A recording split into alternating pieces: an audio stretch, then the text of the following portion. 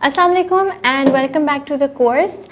आई know हमने बहुत कुछ डिस्कस कर लिया है इस वक्त इन्फ्लुएंसर बनने के बारे में, लेकिन अभी तक हम इस बात पर नहीं आए कि हम इससे एक इनकम कैसे बना सकते हैं, इससे पैसे कैसे बना सकते हैं, इससे अपने आप को एक करियर इससे अपना कैसे बना सकते हैं।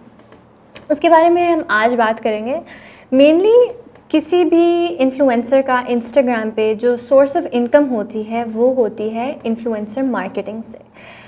काफ़ी लोगों को ये लगता है कि शायद इंस्टाग्राम भी इन्फ्लुएंसर्स को और क्रिएटर्स को पैसे देता है जैसे कि यूट्यूब देता है, बट इंस्टाग्राम पर ऐसा केस नहीं है।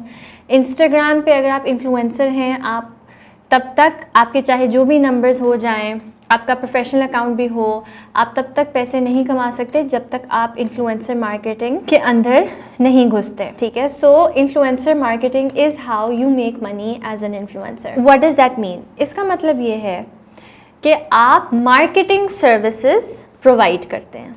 ठीक है, सो जो इन्फ्लुएंसर मार्केटिंग है या इन्फ्लुएंसर होने का मतलब है आप एडवर्टाइजिंग इंडस्ट्री का हिस्सा हैं, आप मार्केटिंग इंडस्ट्री का हिस्सा हैं, जो कि एक बहुत बड़ी बात है क्योंकि एडवर्टाइजिंग इंडस्ट्री बहुत बड़ी है और इसमें सबसे ज़्यादा मनी फ्लो करता है क्योंकि एडवर्टाइजिंग इज़ एवरीथिंग। किसी भी ब्रांड को, किसी भी कंपनी को सक्सेसफुल होने के लिए एक स्ट्रॉन्ग मार्केटिंग और स्ट्रैटेजी चाहिए होती है, एक स्ट्रॉन्ग एडवर्टाइजिंग स्ट्रैटेजी चाहिए होती है, और एडवर्टाइजिंग और मार्केटिंग हर छोटे से बड़ा ब्रांड अपने लेवल पर करता है और मनी फ्लो एडवर्टाइजिंग और मार्केटिंग की वजह से ही करता है।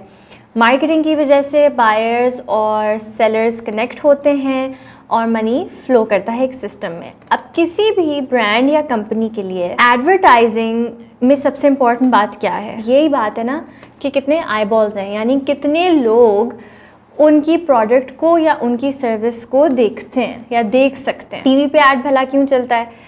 ताकि लोग देखें, लोगों को उनकी प्रोडक्ट के बारे में पता चले। प्रमोशन के लिए एडवर्टाइजिंग होती है। ठीक है, अब जब आप एक इन्फ्लुएंसर होते हैं और आप कंटेंट क्रिएट करते हैं या आप इन्फ्लुएंसर जब बन जाते हैं और लोग आपको फॉलो करना शुरू हो जाते हैं, तो इसका मतलब है कि आपके पास वो है जो ब्रांड्स को चाहिए, आईबॉल्स। ठीक है, जिस तरह पहले लोग टीवी को इस्तेमाल करते थे ताकि ज़्यादा से ज़्यादा लोग देख सकें, अब आप टीवी की तरह एक प्लेटफॉर्म है जिधर बहुत सारे लोग आ रहे हैं और देख रहे हैं। इंस्टाग्राम टीवी की तरह है और आपका अकाउंट एक चैनल की तरह है।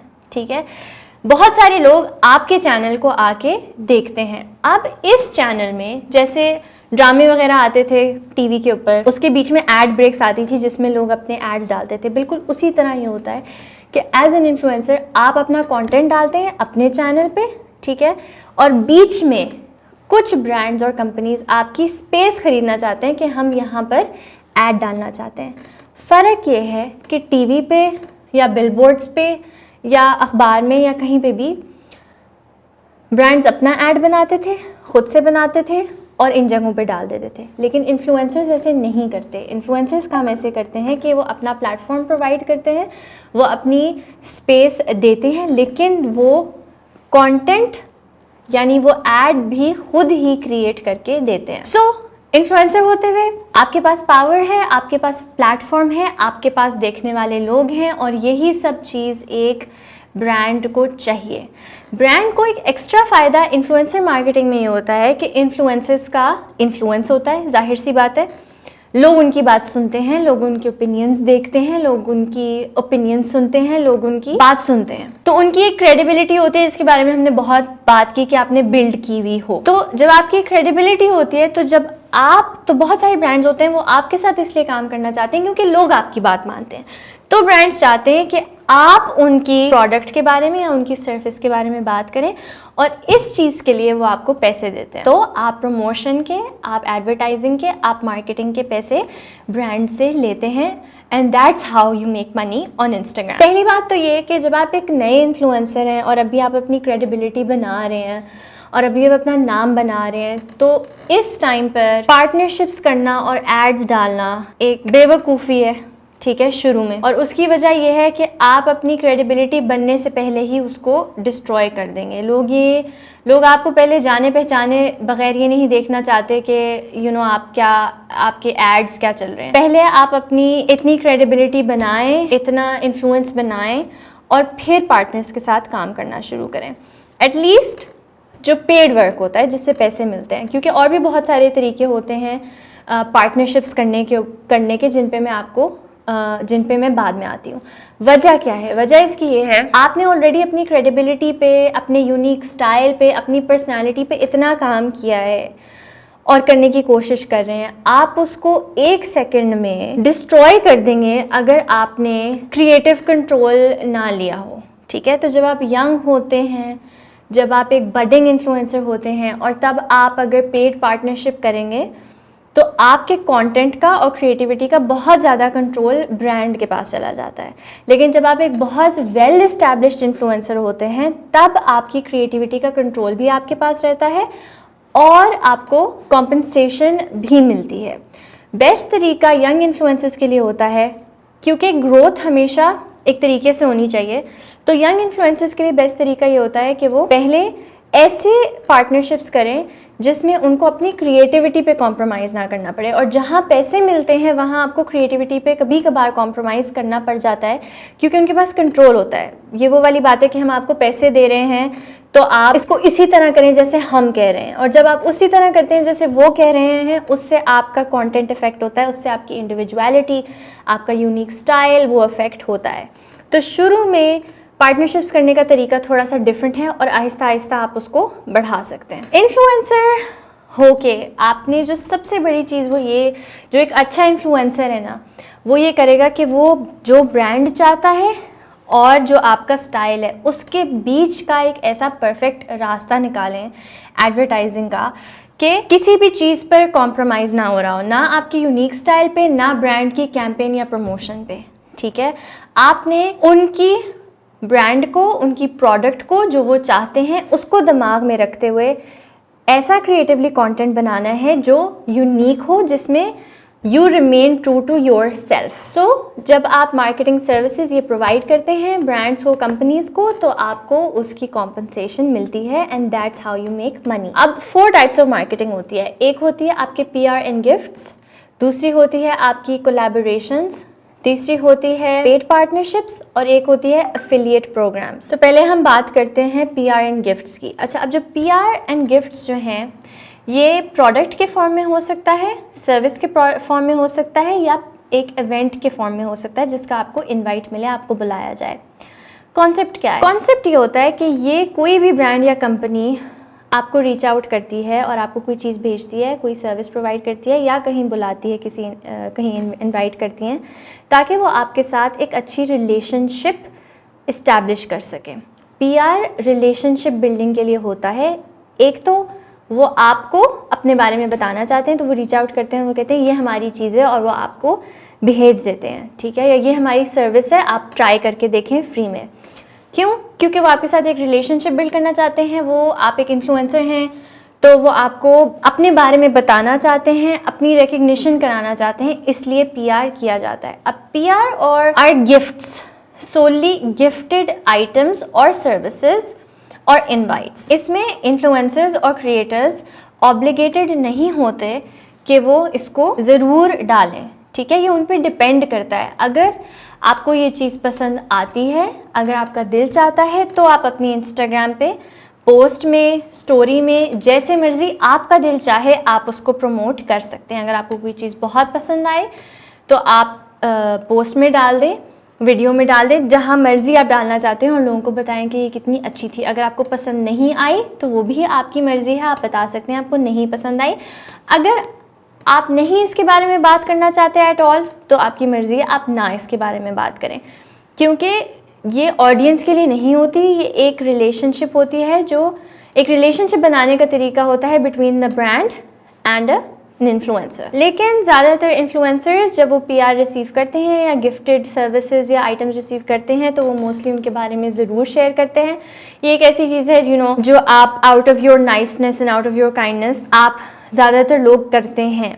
इसलिए मैं खुद एज एन इन्फ्लुएंसर कोशिश करती हूँ कि मैं ज़्यादातर PR स्मॉल ब्रांड्स और स्मॉल बिजनेसेस और कंपनी से एक्सेप्ट करूँ, और वो जो मुझसे रेजोनेट करते हैं, यानी जो मेरे टाइप की चीज़ें हैं, जो चीज़ों की मुझे ज़रूरत है, जो चीज़ें मुझे पसंद होती हैं, मैं ज़्यादा उन्हीं से PR लेती हूँ ताकि मैं उनको डाल सकूँ। मेरी कोशिश ये भी होती है कि मैं कम से कम PR एक्सेप्ट करूँ। वजह उसकी ये है कि अगर आप बहुत ज़्यादा PR एक्सेप्ट करना शुरू हो जाएं और बहुत सारे के बारे में डालने लग जाएं अपनी स्टोरीज़ पे या उस पर, तो फिर वो ऐसा लगता है कि आप बस 24 घंटे यही करते हैं और आपकी क्रेडिबिलिटी थोड़ी सी कम हो सकती है कि बस आप बैठ के गिफ्ट ही एक्सेप्ट करते रहते हैं। Nobody wants you don't want anybody to think that about you.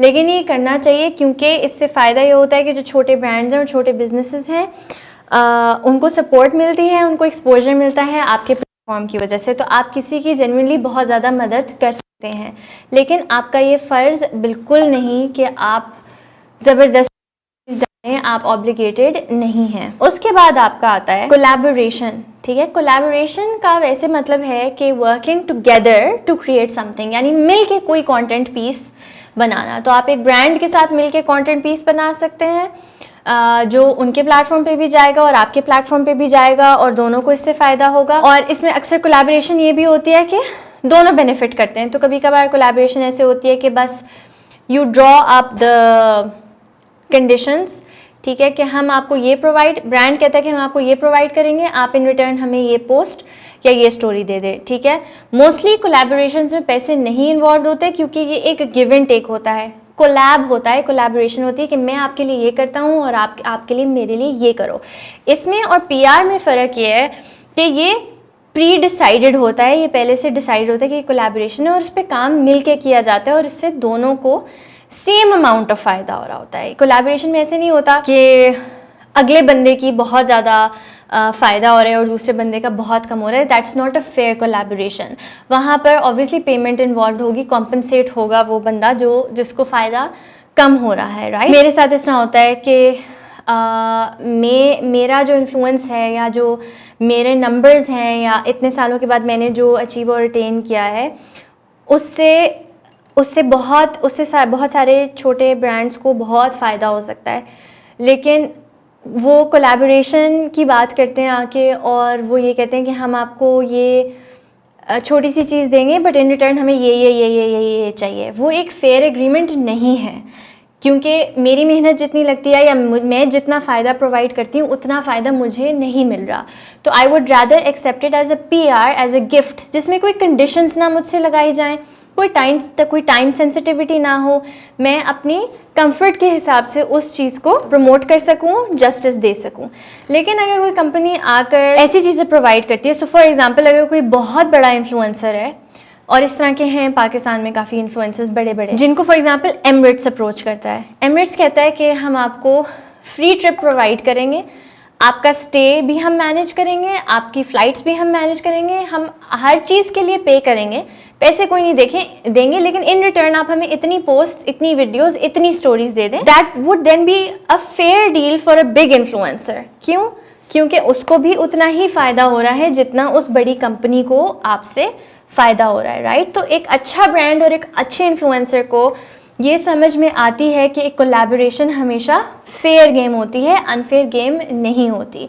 अगर आप एक छोटी कंपनी हो और छोटा ब्रांड हो तो आपने अगर कोलैबोरेशन करनी है, आप पैसों से कॉम्पनसेट नहीं कर सकते, तो उनको काम करना एक छोटे इन्फ्लुएंसर के साथ करना पड़ेगा, ठीक है। अगर उन्होंने कोलैबोरेशन करनी है बड़े इन्फ्लुएंसर के साथ तो वो फेयर नहीं होगा, तो उनको अपने हिसाब से इन्फ्लुएंसर्स के साथ कोलैबोरेशन करनी चाहिए। इसीलिए मोस्ट ऑफ द टाइम छोटे बिजनेसेस के लिए बेहतर होता है कि वो PR इस्तेमाल करें, और इन्फ्लुएंसर्स को भी ये देखना चाहिए और अंडरस्टैंड करना चाहिए कि ब्रांड्स जो आपको अप्रोच करते हैं या जिनके साथ आपने काम करने हैं उनकी क्या पोजीशनिंग है, तो उनके साथ कौन सी टाइप ऑफ पार्टनरशिप सबसे बेहतर रहेगी।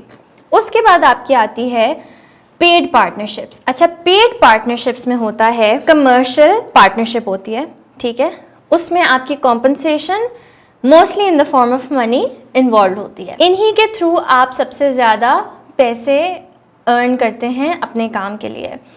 पेड पार्टनरशिप्स में प्रॉपर डिसाइड होता है कि पैकेजेस डिसाइड होते हैं। फॉर एग्जांपल एक कंपनी कहती है हमें एक स्टोरी एक पोस्ट चाहिए या 2 स्टोरीज एक पोस्ट चाहिए आपसे हमारी इस चीज़ या इस कैंपेन के बारे में।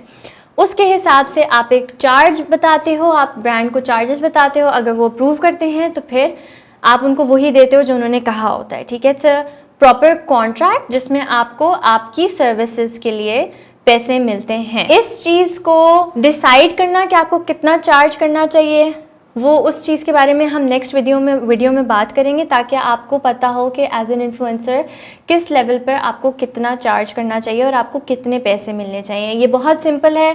दुनिया में किसी भी चीज़ की तरह, किसी भी काम की तरह, एक सर्विस आपने प्रोवाइड की, आपको सर्विस के लिए पैसे मिल गए, एंड दैट्स अबाउट इट। उसके बाद आपकी आती है अफिलिएट मार्केटिंग, ठीक है। अब इसमें कोई ब्रांड होता है, वो पार्टनर करता है किसी ब्लॉगर या इन्फ्लुएंसर या क्रिएटर के साथ, ठीक है। और इस पार्टनरशिप में ये होता है कि कमीशनड होते हैं। यानी फॉर एग्जांपल अगर मैं किसी ब्रांड के साथ काम करूँ और मैं इनका कोई प्रोडक्ट है वो मैं प्रमोट करती हूँ, ठीक है, और मैं लोगों को एक लिंक देती हूँ कि यहाँ से आप शॉप करें, तो जब वो उस लिंक पे क्लिक करते हैं और वहाँ से जाकर लोग वाकई में चीज़ें ख़रीदते हैं, ठीक है, तो उससे ये होता है कि मेरी वजह से जितनी भी सेल्स होंगी, मेरी वजह से जितनी भी उस ब्रांड की, उस प्रोडक्ट की सेल्स होंगी, उसमें से थोड़ा सा रेवेन्यू, कोई परसेंटेज डिसाइड होती है, वो मुझे मिलेगा। ये उस पर बेस्ड नहीं होता कि हमें इतनी चाहिए पोस्ट या स्टोरीज़, ये प्री डिसाइडेड नॉर्मली नहीं होता, क्योंकि इसमें होता है कि भाई आप जितना इसको बेच सकते हो उतना आपको उसमें से पैसे मिलेगा। तो नॉर्मली बहुत सारी कंपनीज आपको कोड्स दे देती हैं। जब लोग आपका कोड डालते हैं तो उससे उनको पता चल जाता है कि ये आपके थ्रू सेल हुई है। जब आपके थ्रू सेल होती है तो आपको उसका एक कमीशन मिलता है। इसको एफिलिएट मार्केटिंग कहते हैं।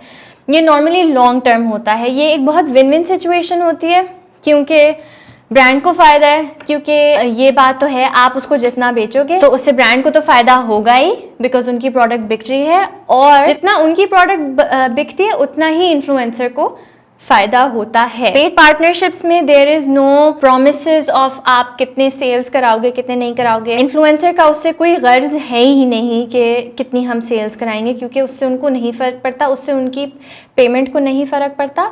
लेकिन एफिलिएट मार्केटिंग में वो उतने ही पैसे कमाएंगे जितना वो इस चीज़ को सेल कर सकते हैं। तो नॉर्मली इससे ये होता है कि इन्फ्लुएंसर्स फिर उतना ही उसके ऊपर एफर्ट डालते हैं उस चीज़ को मार्केट करने में। ये नॉर्मली लॉन्ग टर्म होता है।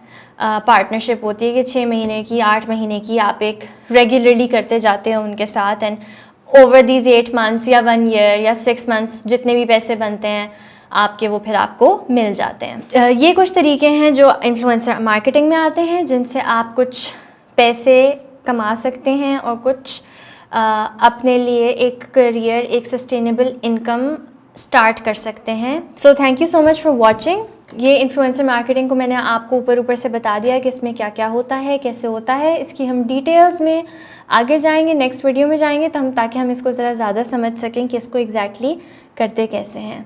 Thank you. अल्लाह हाफिज़।